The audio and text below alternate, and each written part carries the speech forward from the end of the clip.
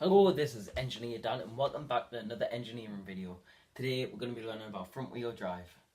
So front wheel drive cars are made up of three main things that make them front wheel drive, and that is the engine. In this case we're going to do a 4-cylinder inline engine because it's the most commonly used engine in hatchbacks and front wheel drive, if I'm not mistaken.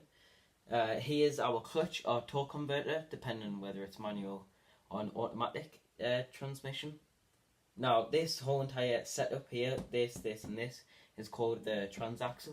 I don't know if you can see that. The transaxle. And then we move on to our countershaft. So this is just gearing connected straight to the engine. Then this is our countershaft. And then this is our transmission. And then from there we'll have our rotating shafts and differentials. We'll have our tyres, and we'll have our constant velocity joints or CV joints. I'll zoom it in slightly so you can read all of that. And the car is facing this way forward. So what do I have here? So torque comes straight from the engine through the clutch or torque converter. Goes into these shafts here directly. Now this shaft has got some little imperfections, probably hexagonal. The hexagonal cuts that connects to the countershaft. Now I forgot to say that this is a transverse motor. We'll get onto that a bit later. But so this little notchy thing notches onto here into their grooves, what spins them as well. Now this shaft starts spinning, the countershaft starts spinning. That is connected to the transmission. Now the transmission starts to spin. What is connected to these rotational differential shafts, these two here, that is separated then by a constant velocity joint or CV joint, and then that is connected to a rotating shaft. Now, what a constant velocity joint does is, if the tyres move up and down, what they will, because of suspension and road bumps, then but this rotating shaft will always, the CV will make sure the rotating shaft is always spinning at the same speed as the rotating differential. So that's what that is. So I think now we have covered everything, what this is about. So let's just bring out this. So, the pros of a front wheel drive car is that it is compact since of its transverse engine. Transverse just means on its side.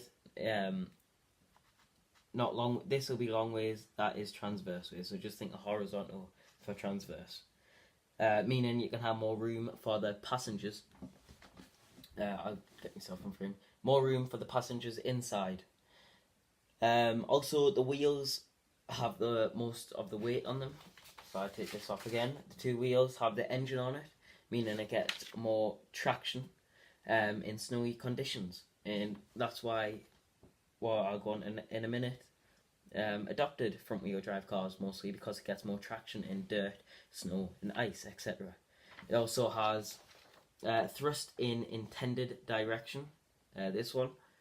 That just means, if you think of a rear wheel drive car, so hold on, let's just get this.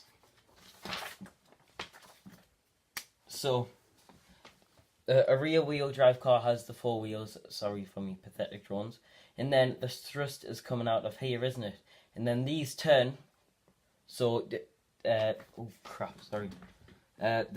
these turn, let's just say the wheels turn that way. So you want to go that way, however the thrust is still going upwards, like that.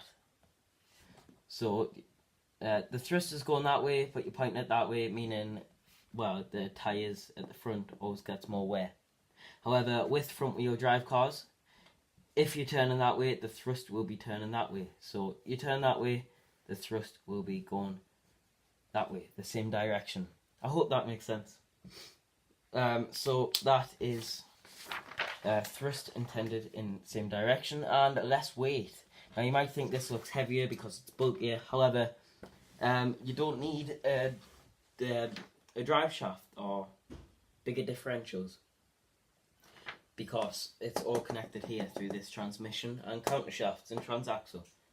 Now, the cons of a front wheel drive car is it sometimes produces torque steer. Now, torque steer is when you put your foot on the floor and then all of a sudden it swerves left or right. So you're like going forward, accelerating now, woof, or woof, a bit like that. So it goes off to the side when accelerating, and this is because of the front wheel drive and how it's made. So it isn't very good during extreme acceleration. That leads on to my next point of a con.